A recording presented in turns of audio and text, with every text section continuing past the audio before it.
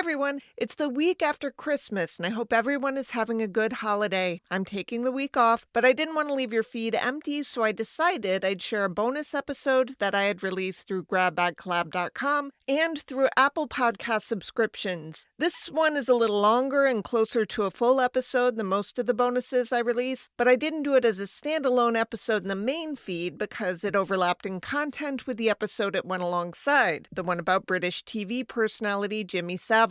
Basically, Gary Glitter had been on my to-do list, and then Amy Wilson wrote an episode about Savile, and it inspired me to finally tackle Glitter as a bonus. It all felt too dark to dwell on. Anyway, here's that episode. I'll do these longer bonuses a few times a year for subscribers, but every week I also release additional historical tidbits, behind-the-scenes info, and/or other stuff I hope people find interesting. To get that content, you have two choices. Go to grabbagclab.com and subscribe there, which also will give you access to other exclusive shows, or subscribe to just Crimes of the Centuries Premium on Apple Podcasts. I apologize I'm not giving a more chipper holiday gift than this one. Occupational hazard. I'll be back next week with a regular show.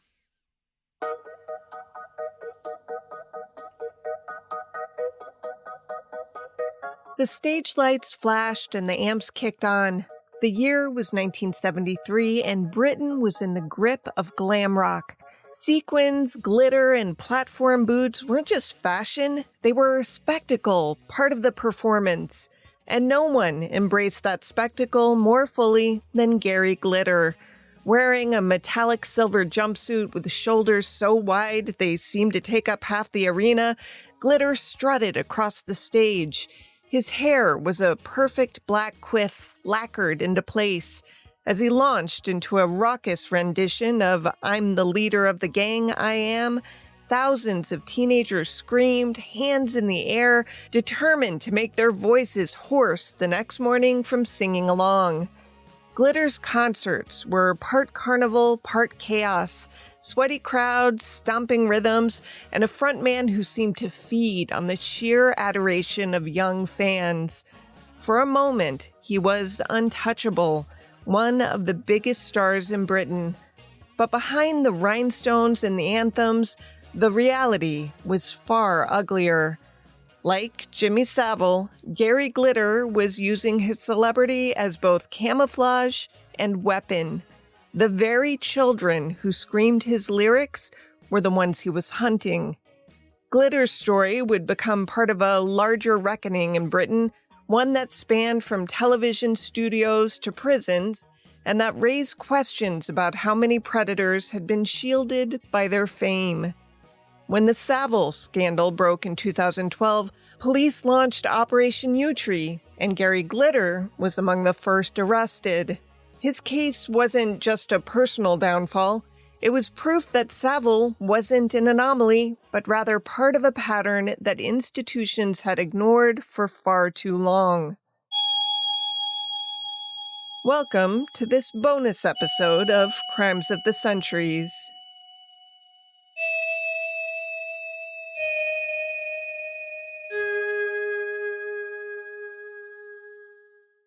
First, a note.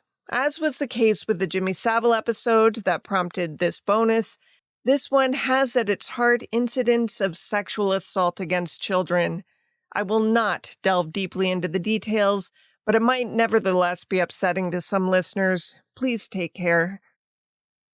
Now, if you don't know Gary Glitter, chances are you're not British and also not an aficionado of 70s glam rock. I mean, surely you know some such music. David Bowie rose to stardom with his 70s glam, after all. The rise and fall of Ziggy Stardust and the Spiders from Mars was his fifth studio album and remains one of my favorites. Although one of my hands-down favorite songs of Bowie's, as in ever, came from another glam album of his, Diamond Dogs. I share this exclusively for educational purposes.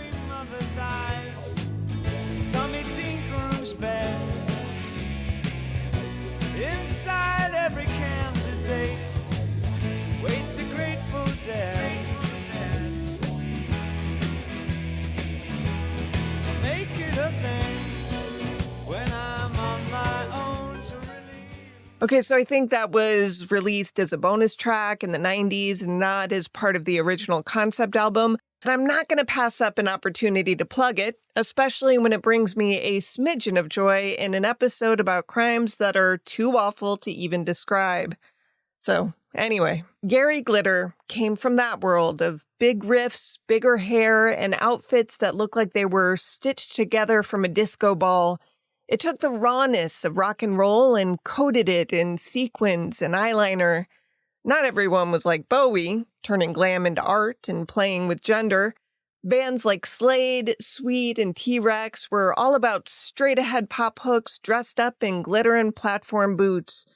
Whatever the approach, the point wasn't subtlety. It was about swagger, camp, and the sense that anyone could be larger than life if you just cranked the amps and turned on enough strobe lights. It was music built for screaming teenagers in tabloid headlines, and it's worth noting, for Top of the Pops, Jimmy Savile's popular music TV show. Into all of that came Gary Glitter. He wasn't the most talented or original, but he was definitely one of the flashiest. His biggest hit came in 1972 with the song Rock and Roll Part 2. You have definitely heard it.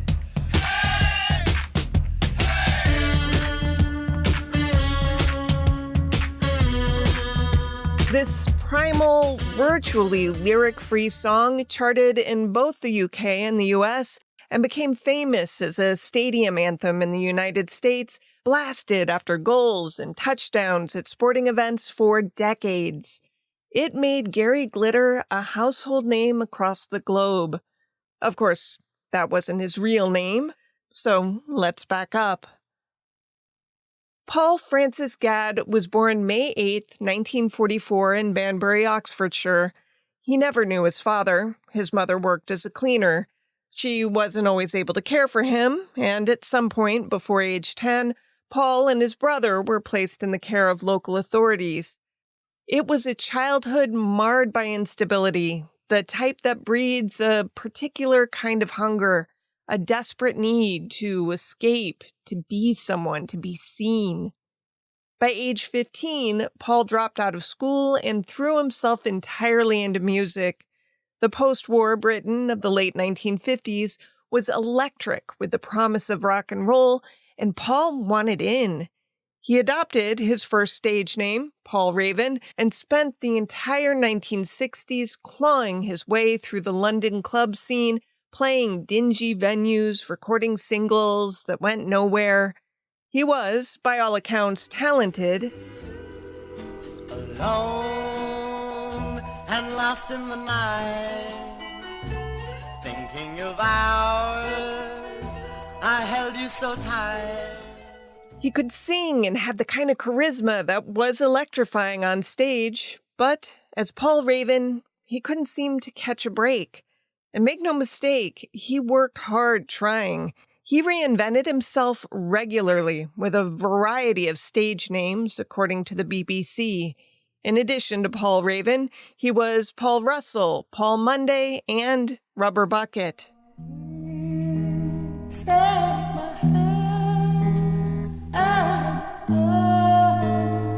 That one's not my favorite. The closest he came to a hit was when he cut a Bacharach single called Tower of Strength, which he told a Wire reporter sold almost 100,000 copies. Had he stayed on this trajectory, we surely wouldn't be talking about him today. But then, as the story goes, something happened in early 1971. Mark Bolan of T-Rex appeared on Top of the Pops, the show Savile helped host, and performed the song Hot Love. Bolan wore glitter under his eyes and satin clothes that shimmered beneath the studio lights. It was cultural detonation. Within months, Britain was obsessed with glam. The more outrageous, the more theatrical, the more glittering, the better.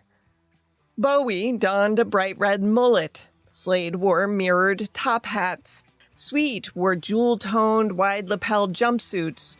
They all seemed to love platform boots. Paul Gadd had a new goal.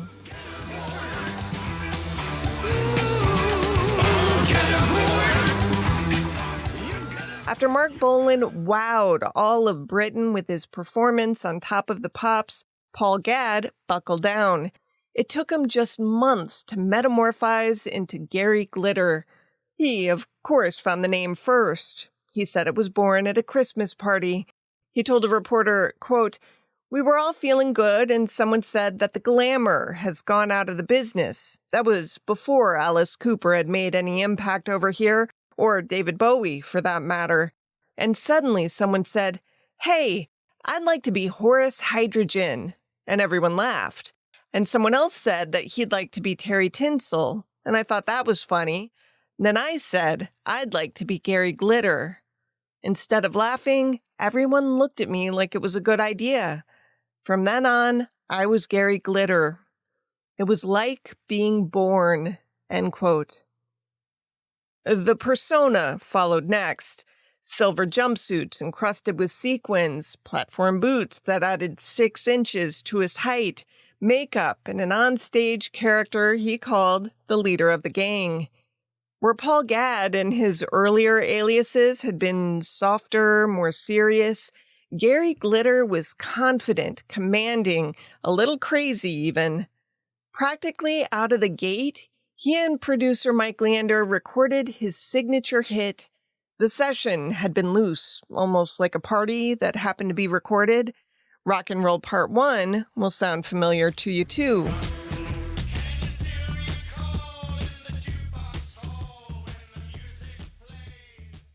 Parts 1 and 2 were very obviously companion pieces, released together as the A and B sides of a single. In live shows, Glitter would often perform them together. But it was the mostly instrumental B-side, the Part 2, that became his biggest hit in the States. That isn't to say Glitter was a one-hit wonder, not by a long shot. 1973, the year after rock and roll came out, was his year. I'm the Leader of the Gang I Am hit number 1 in the UK. His album Touch Me peaked at number 2. He sold out the London Palladium. TV appearances, magazine covers, screaming fans.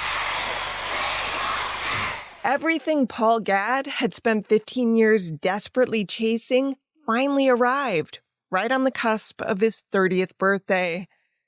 At his peak, Gary Glitter was earning roughly £2 million annually, making him one of the highest paid entertainers in Britain. He told a reporter at the time, "You can't prepare yourself for success. Because you've never had it before, so you don't know. I think I was probably more prepared than most people because I had 12 years of making records, even though most of them went down the pan." With his success, he put his lifestyle in hyperdrive to match his paychecks. According to a 1973 story I found in the Cheshire England Chronicle, the clothes he donned on stage cost more than £5,000 and often served as his daily wear, too. The Chronicle story adds, quote, "He gets through at least 8 shirts a week when he's on tour, mauled and torn by the young fans whom he asks at the beginning of his energetic performance, 'Do you want to touch me?' End quote. By this point, by the way, Gary Glitter, Paul Gadd, had already been married and divorced and was father to 2 children, ages 9 and 7 at the time. He made a point to tell the reporter he had no girlfriend at present and, quote, "no plans to settle down with anyone for many years," end quote. He liked to brag that his music was mindless. It wasn't meant to be deep or evocative. He once said, quote, "I prefer someone to say my record is a piece of rubbish rather than say it's meaningful," end quote. You know what was also rubbish? His acting. I can say that because the magical place known as the internet has a screen test of his online. Screen test, take 1. Miss you? Of course I miss you, darling. The scene opens with him sitting on a bed, ? Put the champagne on ice and just think about me. Talking on the phone in romantic tones to what's clearly a lonely, lovesick woman on the other end of the line. Relax. You should both be ready by the time I get over. See you in 20 minutes at the most. Then Gary's rudely interrupted by some men who look neither brawny nor particularly menacing, but it's clear some fisticuffs are afoot. You better make that 30 minutes, darling. I've got some cleaning up to do. They start fighting, which is inexplicably partly in slow motion, because nothing screams high-stakes fight scene like punches being thrown at a snail's pace. You're coming with us.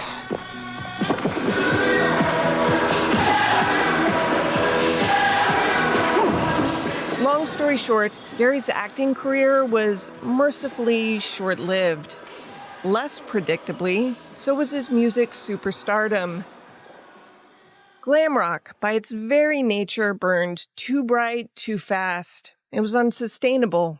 By 1974, the movement was fracturing. Bowie had moved on to other personas. Musical tastes were pendulum swinging toward the stripped-down aggression of punk rock, and suddenly, glitter suits seemed dated and even embarrassing. Kind of like disco. Glitter tried to pivot by announcing his retirement in 1976. It was really just a publicity stunt to drum up an audience for a televised farewell concert. Like Tom Brady, he couldn't stay retired long. He returned, then declared bankruptcy in 1977, blaming Britain's high tax rates. The hits dried up, the crowds got smaller, and by the 80s and 90s, Gary Glitter was reduced to nostalgia tours. I don't know why he didn't simply try to reinvent himself again, a la Bowie. Lord knows he had recycled through enough incarnations of himself that it couldn't have felt too daunting to start over. He'd only been Gary Glitter for a few years, after all. Maybe he'd just been too big this time to shed one skin for another. Or maybe it was ego, or a sunken cost fallacy mindset.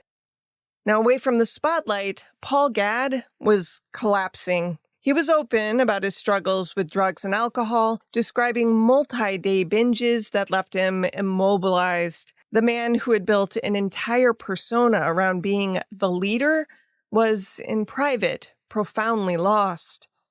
But even as his career faded and his addictions mounted, Gary Glitter maintained one constant: access. Access to fame, to privilege, to the BBC, to young fans who still saw him as a star. And that access gave him something far more sinister: the opportunity to hunt.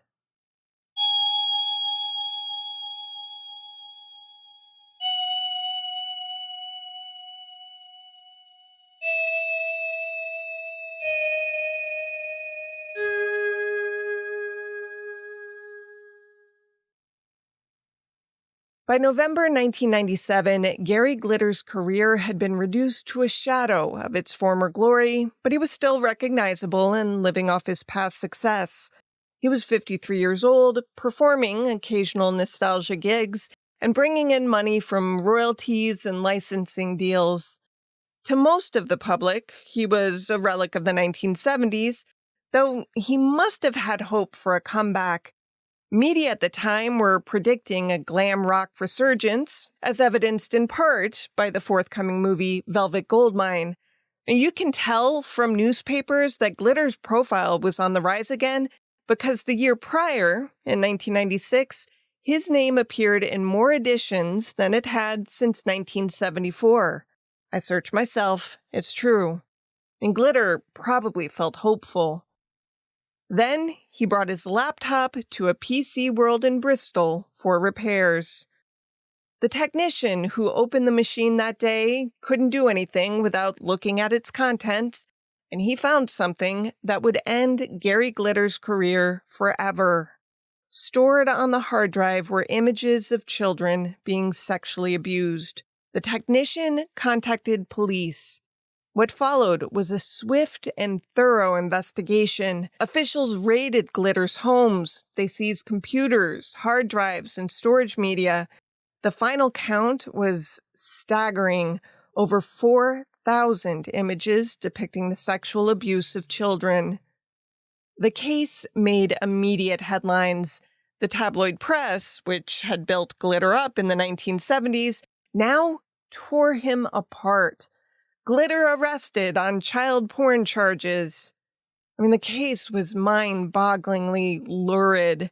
Detectives found that Glitter spent hours of every day collecting the disgusting images from the internet. Sometimes he spent 12-hour stretches in front of his computer screen, logged into sites with names like Lolita and Fresh Petals. And to be clear, this was not borderline material. One particularly disturbing image was entitled The Lover's Guide to Better Child Sexual Abuse. Some of the victims in the images were as young as 2. As that case wound its way through the court system, another allegation followed. A woman in 1999, who by then was 33 years old, came forward saying that she had been assaulted nearly 20 years earlier by Glitter when she was only 14 years old. That sealed it. Glitter's name, so carefully constructed to evoke glamour and spectacle, was now permanently associated with predation. On November 12, 1999, a jury found there wasn't enough evidence to convict Glitter of the assault charge, but any celebration he might have had was short-lived. Within hours, he pleaded guilty to 54 counts of possessing child pornography. He was sentenced to just 4 months in prison. This was an outrage. It was a shockingly lenient sentence, even by the standards of late 1990s Britain, which was notorious for going too easy on possession charges. That he would ultimately serve just 2 months before early release added salt to the wound. If he got a legal slap on the wrist, though, his punishment from the public at large was much more severe. He was a pariah. Radio stations pulled his music, television networks scrubbed him from archives, the royalty checks significantly shrank, and the man himself became untouchable. He tried to publicly atone in a bizarre press conference. He looked every inch the pop star as he emerged from his blacked-out Mercedes, but the performance which followed had none of the glitter which gave him his name. He was nervous and looked drawn as he posed for the cameras at an extraordinary meeting with the media arranged at a crossroads in London's Regent's Park. I deeply regret doing what I was sent to prison for. I've served my time.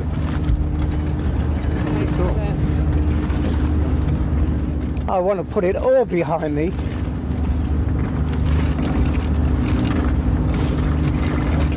Murray, and live my life. But the damage had been done. Vigilante groups were organizing, emboldened by the publication of his personal home address.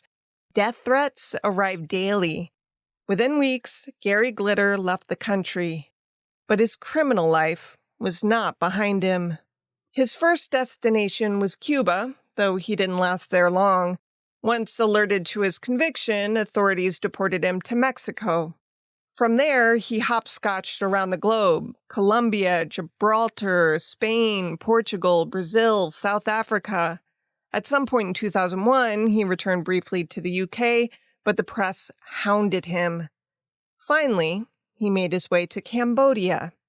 It was no coincidence that the country's capital, Phnom Penh, was infamous in the early aughts as one of the easiest places in the world to buy sex with children. Not long after he arrived, he was deported, only to sneak back in. He bought a colonial villa in the most affluent part of town using £2 million he had made from selling the rights to his music catalog. He told neighbors that he used the lavish and gated home to look after orphan children. Why this didn't immediately raise alarm bells, I don't really know. More disturbing still, Glitter posed as a doctor to gain access to the Lighthouse Foundation, a legitimate orphanage. He visited repeatedly, playing guitar and singing what staff described as romantic songs to the children. Somehow, the orphanage director had not been told about or had heard of Glitter's conviction. Glitter was welcomed as a generous donor, and allowed alone time with the children. In 2005, a BBC documentary crew tried to track Glitter's whereabouts and were told by Cambodian authorities you probably be able to find him better than us because you probably have a better source. Glitter's own chef and security guard later told the crew that he'd been disturbed by what he saw happening at the house. This is him speaking through an interpreter in the BBC documentary. He said the first time there was some young girls there. He said that I was not happy for Gary to have a girl like that in the house because it's not very nice. I'm not. Yeah. It's a lot of respected statues inside. Jorn explained to us that Gary Glitter's activity with the young girls was an insult to the sacred statues in the house. What were they doing around the statues? Suddenly, Jorn clammed up and didn't want to answer any more questions about his former employer. In October 2005, Gary Glitter was arrested at an airport in Vietnam as he attempted to board a flight. He was charged with committing obscene acts with minors, specifically 2 girls aged 11 and 12. The Vietnamese investigation revealed a pattern of abuse during which Glitter rented a house in a coastal city and regularly brought young girls there to abuse. He was found guilty in March 2006. Again, his punishment was laughable, just 3 years in prison.